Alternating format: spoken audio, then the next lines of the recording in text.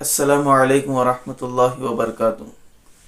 میرے محترم ناظرین، جیسے کہ محرم الحرام کا مہینہ چل رہا ہے اور اکثر مسلمانوں کا یہ عقیدہ ہے کہ محرم الحرام میں شادی کرنا درست نہیں ہے یا جائز نہیں ہے یا مناسب نہیں ہے یا نحوست اس کو مانتے ہیں محرم الحرام میں شادی کرنا۔ لیکن نبی کریم صلی اللہ علیہ وسلم نے فرمایا کہ الدین یسر، دین آسان ہے، یعنی دین میں کوئی دشواری نہیں ہے۔ اور ویسے بھی مزید حضور اکرم صلی اللہ علیہ وسلم نے فرمایا کہ حرمت والے 4 مہینے ہیں، ذی قعدہ ہے، ذی الحجہ ہے، محرم ہے اور رجب ہے۔ یعنی یہ مہینے ایسے ہیں کہ جس میں رمضان کے بعد اگر کسی میں عبادت کی جائے اور جس میں زیادہ ثواب ملتا ہو تو یہ 4 مہینے ہیں۔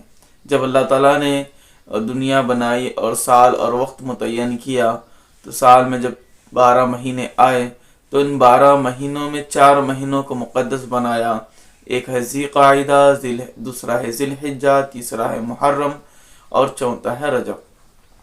اگر اس حدیث کی مانیں تو یہ یوں ہوا کہ جس طرح سے عام دنوں میں ثواب کا کام کرنا 1 گنا ثواب ملتا ہے، تو اسی طرح سے اس 4 مہینوں میں اگر کوئی نیک اعمال کرے گا تو اس کو اور درجہ بڑھا کر ثواب دیا جائے گا۔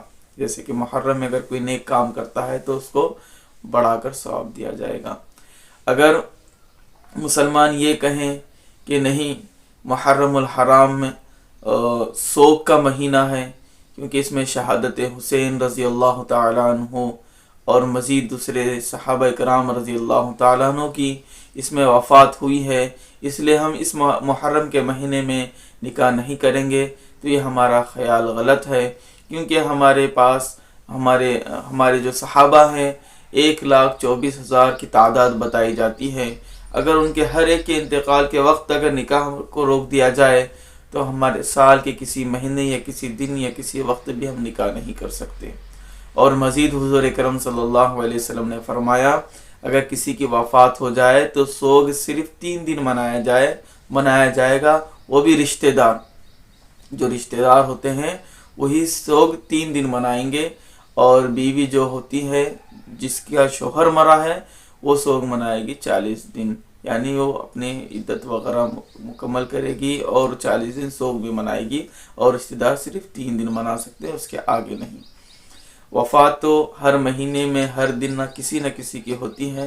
اگر اس لیے نیت سے اگر ہم محرم الحرام میں رک جاتے ہیں کہ یہ سوگ کا مہینہ ہے، یہ ماتم کا مہینہ ہے، تب بھی گناہ کا باعث ہوگا۔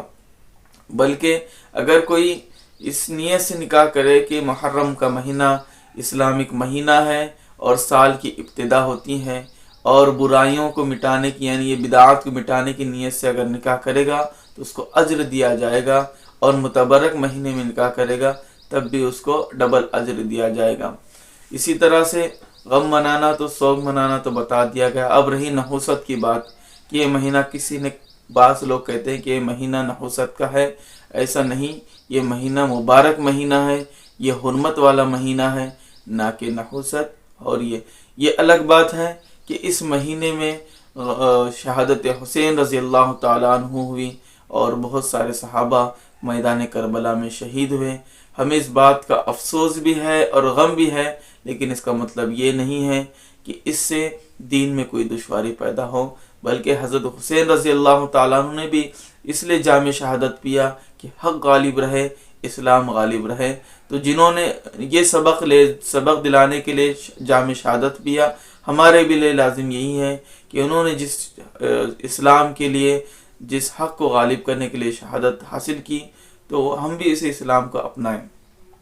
اور دوسری بات یہ بھی ملتی ہے کہ مؤرخین نے اس بات کو اور مفسرین بلکہ بعض کتب میں حضرت علی رضی اللہ تعالی عنہ اور حضرت فاطمہ رضی اللہ تعالی عنہا کا نکاح ماہ محرم الحرام ہی میں بتایا ہے۔ ایک روایت کے مطابق جب حضرت علی اور حضرت فاطمہ رضی اللہ عنہما کا نکاح محرم میں ہو سکتا ہے تو عامت المسلمین کا کیوں نہیں ہو سکتا؟ اللہ تعالیٰ سے دعا ہے کہ اللہ تعالیٰ ہمیں ان باتوں پر عمل کرنے اور صحیح اسلام پر چلنے، قرآن اور حدیث کو فالو کرنے اور علماء کی بات سننے کی توفیق عطا فرمائے۔ وآخر دعوانا الحمد للہ رب العالمین۔